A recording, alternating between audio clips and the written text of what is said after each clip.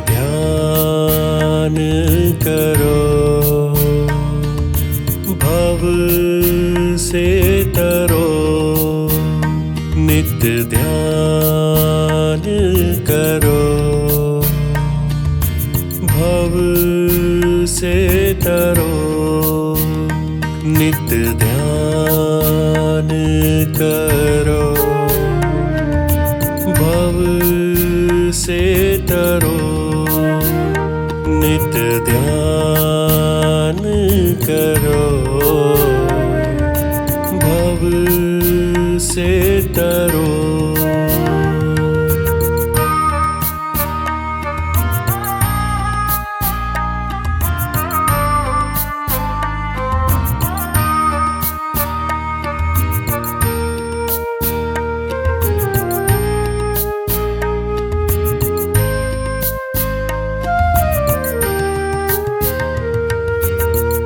ध्यान से ही तोलु मन, होता है नमन।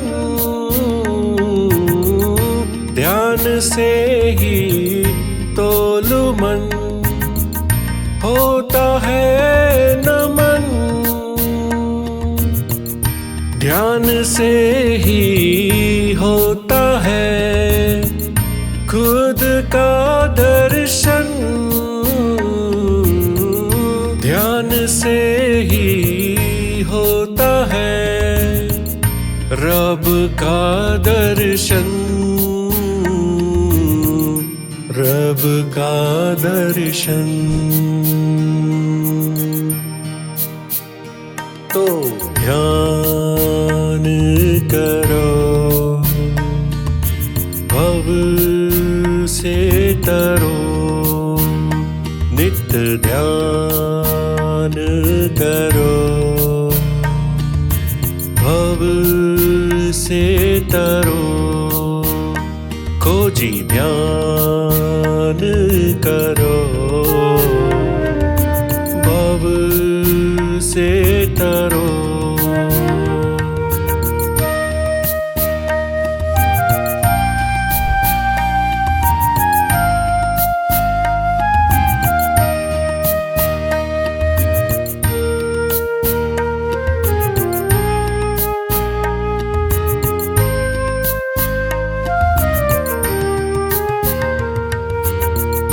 ध्यान में जब समझ जुड़े, मन अंदर को मुड़े। ध्यान में जब समझ जुड़े, मन अंदर को मुड़े। ध्यान से ही पृथ्वी की चेतना बढ़े। ध्यान से ही पृथ्वी की चेतना बढ़े, चेतना बढ़े। तो ध्यान करो, भव से तरो। नित्य ध्यान करो, भव से तरो।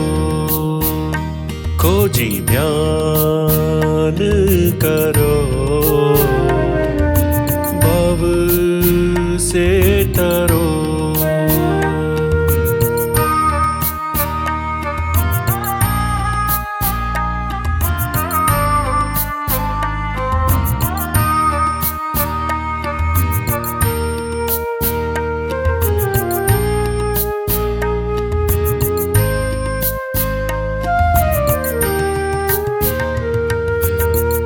ध्यान से ही सारे कर्म होश में होते। ध्यान में ही सारे कर्म होश में होते। ध्यान से विश्व शांति के बीज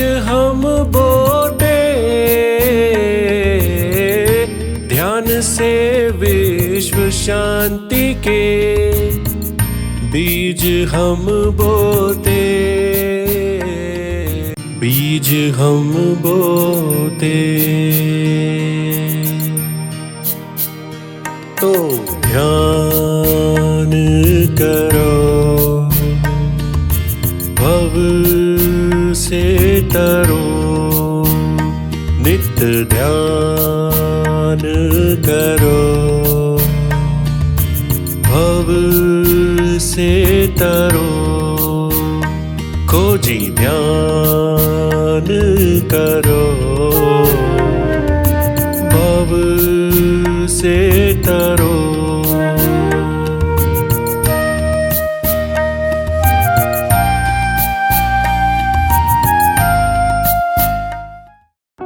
नए साल का आगमन जीवन में नई उमंग और नई संभावनाओं का संकेत देता है। अब समय आ गया है कि हम पुराने साल की सभी नकारात्मक भावनाओं, शिकायतों और असफलताओं को पीछे छोड़कर नए साल में नए बनकर प्रवेश करें। आने वाले नए साल में अगर आप विकास और सफलता की नई ऊंचाइयों को छूकर अपने जीवन में असाधारण रूपांतरण यानी ट्रांसफॉर्मेशन लाना चाहते हैं, तो आपके लिए है गुड न्यूज। नए साल के उपलक्ष्य में सर श्री द्वारा विशेष संदेश। कल से रूपांतरण के कम से कम 5 कदम तुम लो। How to welcome 2025।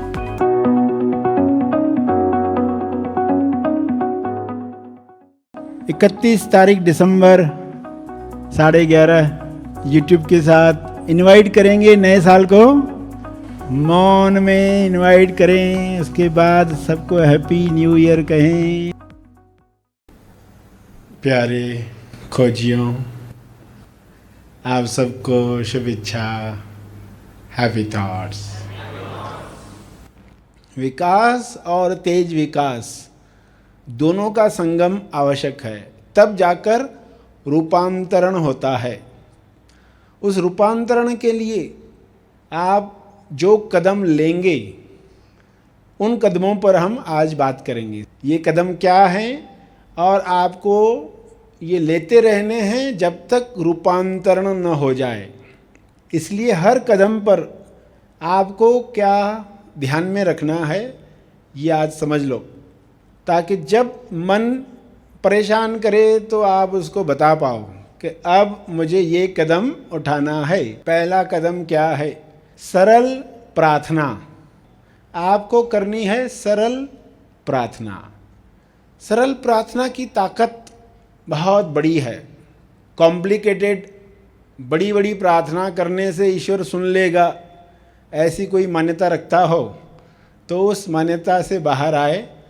दिल से एक शब्द प्रार्थना बन जाता है।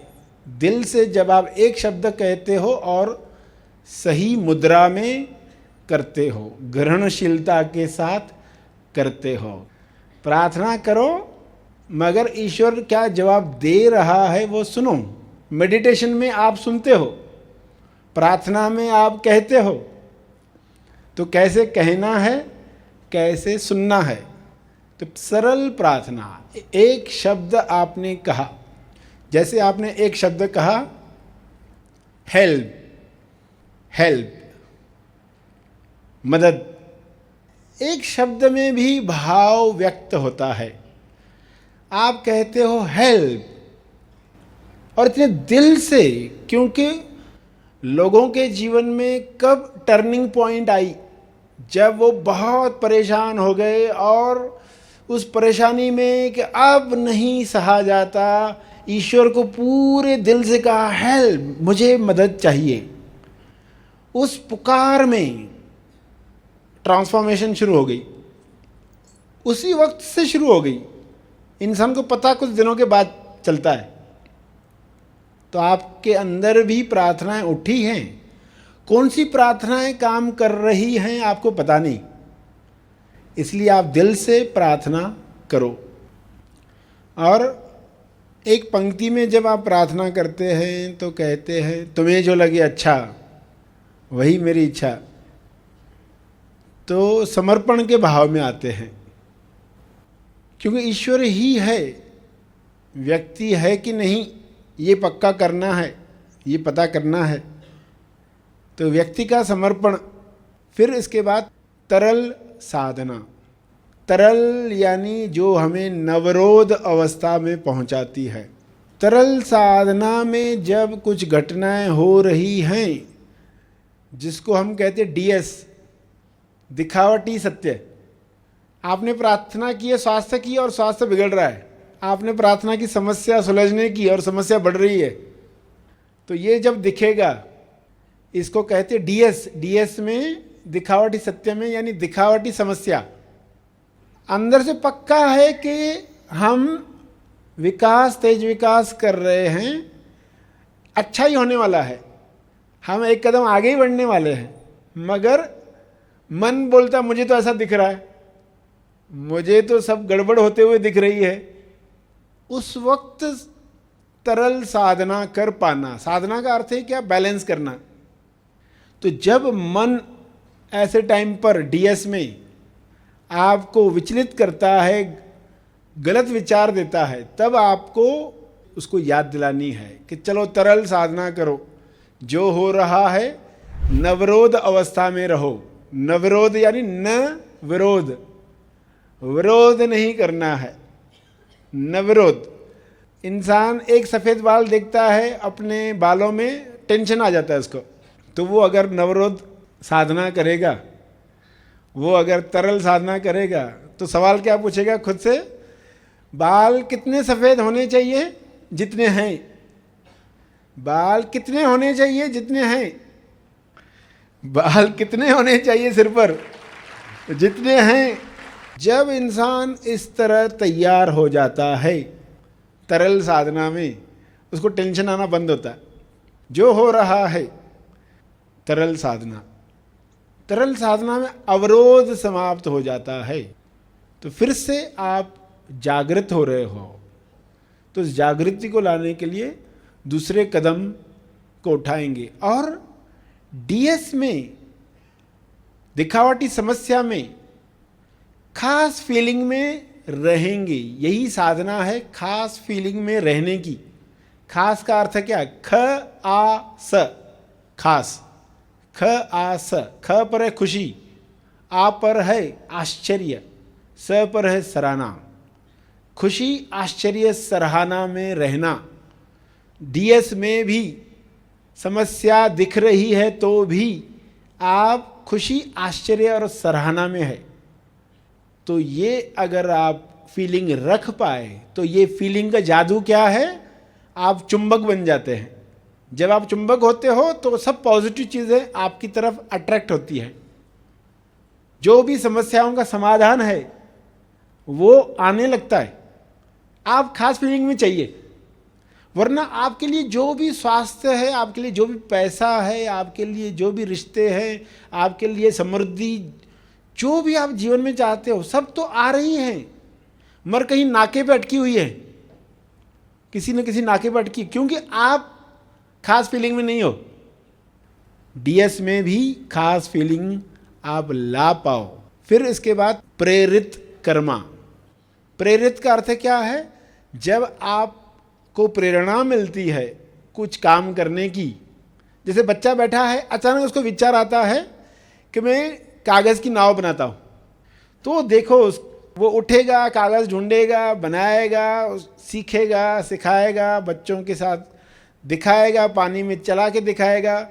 वो 1-2 घंटा जो उसमें गए उसके, आप देखोगे उसको प्रेरित कर्म का विचार आया है तेजस्थान से। ये नाव बनाने में तो ये जल्दी हो गया। कई बार आप देखो एक ऐसा काम जिसको पूरा होने में 10 घंटे लगेंगे, आपको आ गया और आप 10 घंटे ऐसे बिता देते हो, पता ही नहीं चलता आपको ये 10 घंटे कैसे बीत गए। और हर इंसान को तेजस्थान से प्रेरित कर्म का विचार दिया जा रहा है।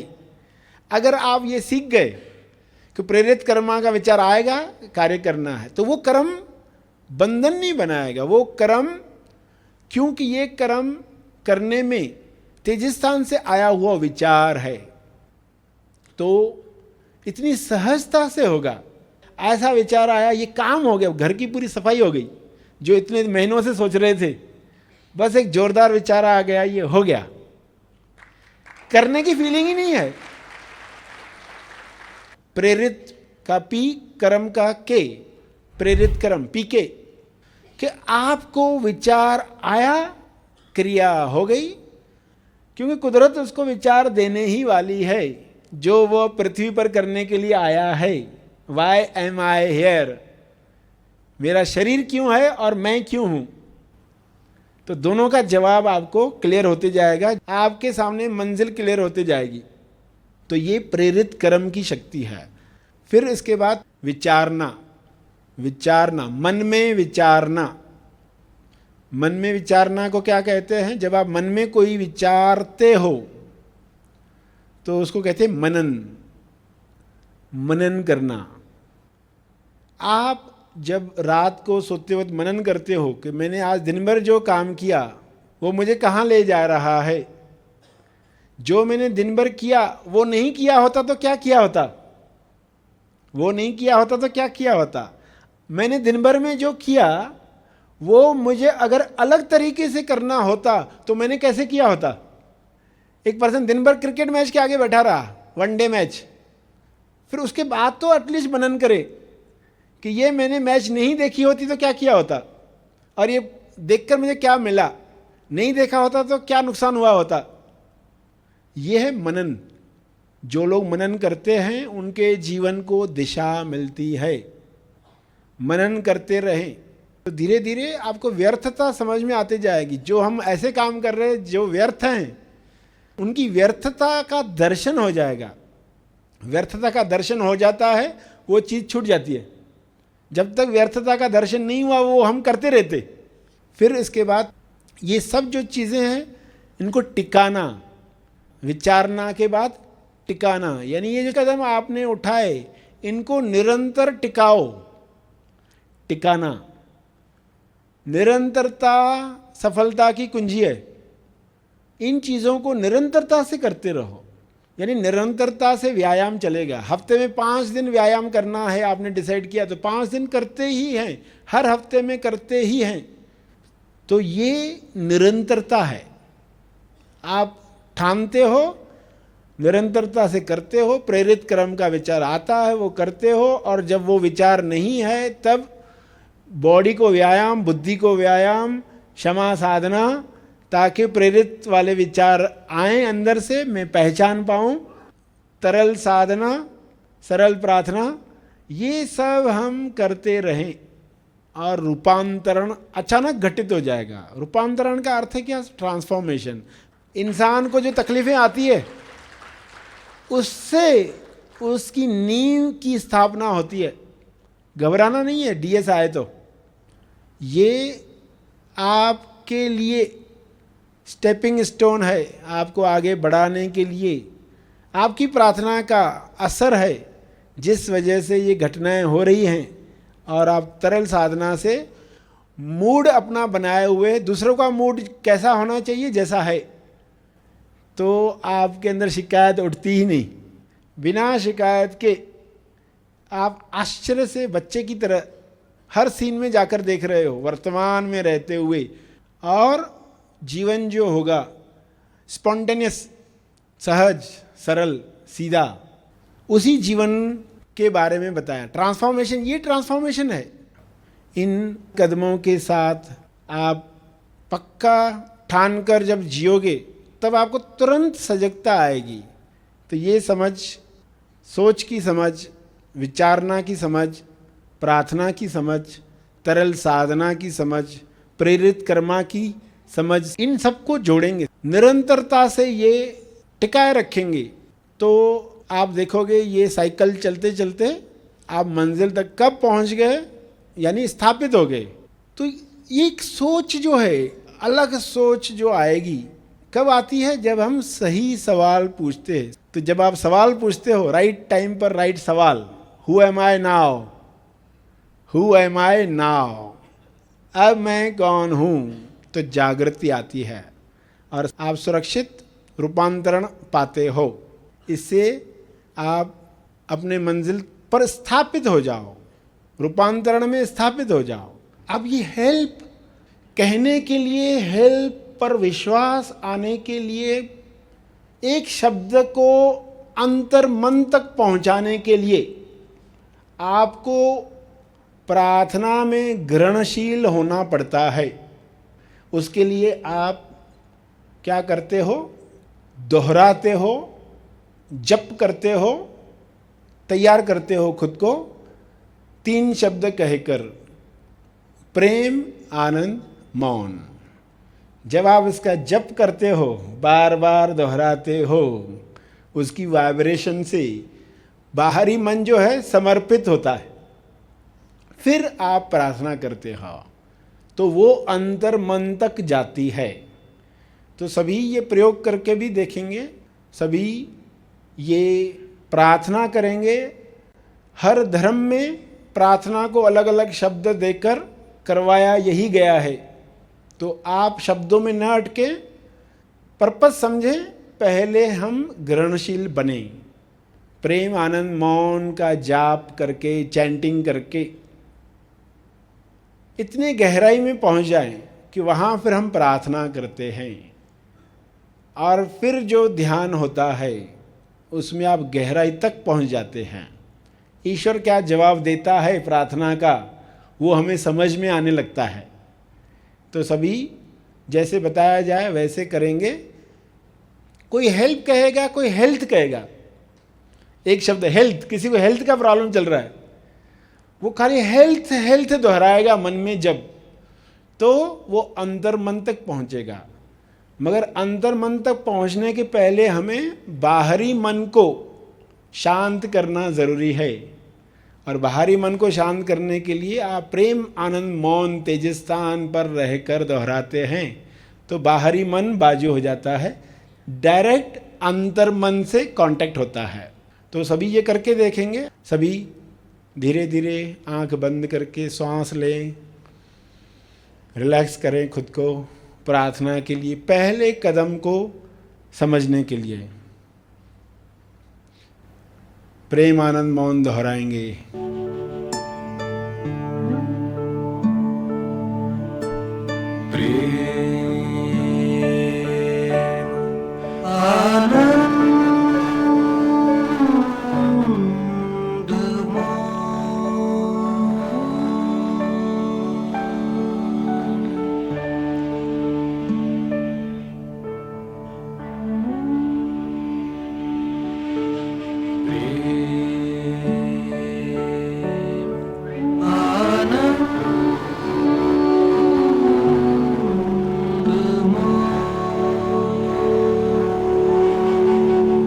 आप भी दोहराएंगे।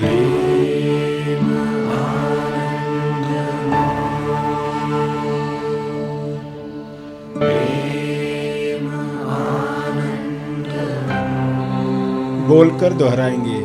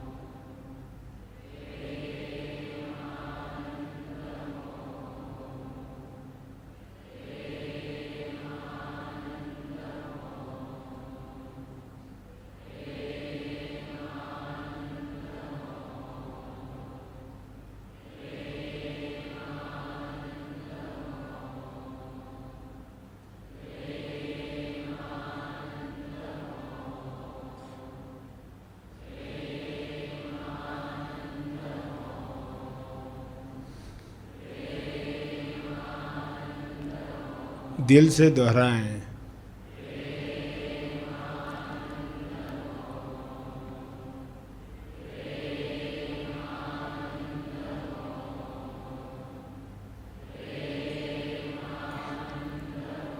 सभी गाएं।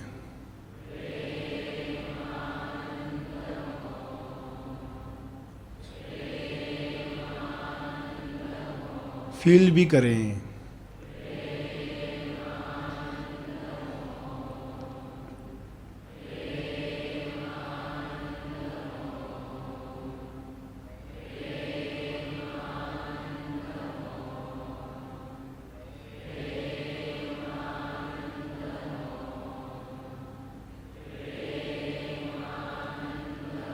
हाथ उठाकर या जोड़कर फील करें।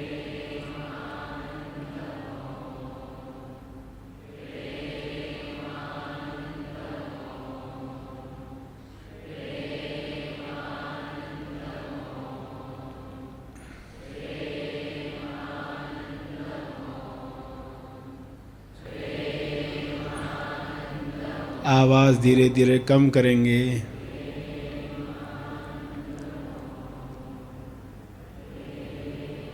कम कम मन ही मन दोहराएंगे।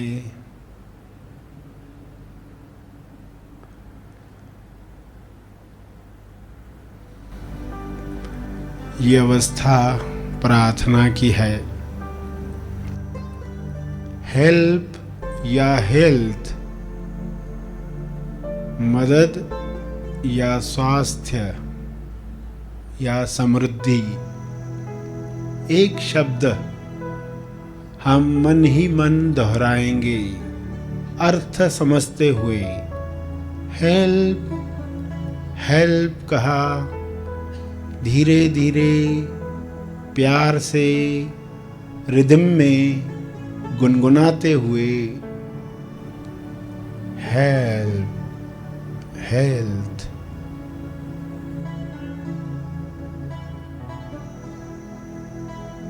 जिसकी जो जरूरत है मनोशरीर यंत्र की, उस शब्द को हल्के हल्के प्यार से गुनगुनाएं।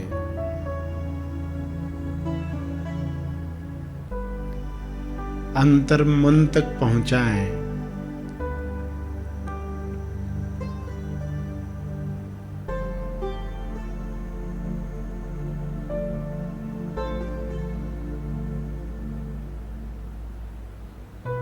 शरीर स्वस्थ हो जाए, भूतकाल समाप्त हो जाए,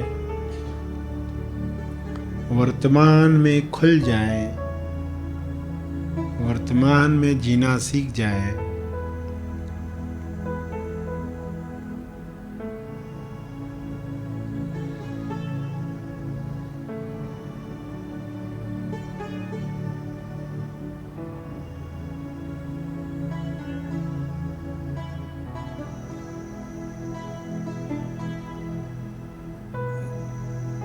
धन्यवाद का एक शब्द जो प्रार्थना का अंत भी है और स्वयं प्रार्थना भी है।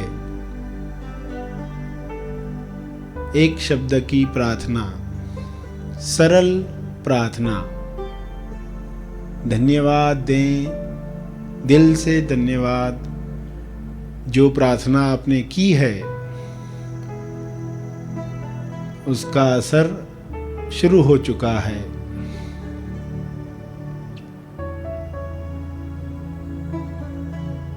क्या पीस मिल रहा है? Inner peace.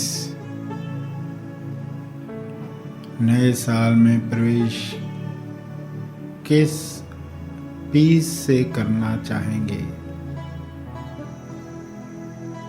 पीस जो शरीर में है, पीस जो जगत में है,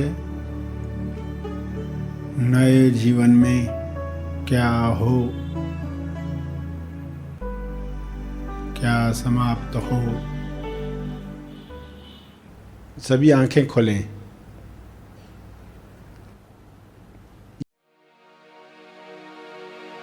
हुई ऐसी कृपा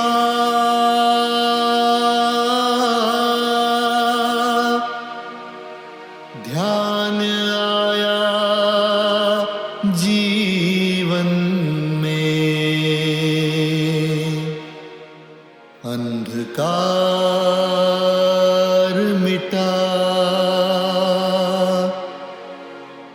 प्रकाश छाया तन मन में, जाना कौन हूँ मैं, तेज अनुभव मिला। आप सबको शुभेच्छा, happy new year, happy thoughts.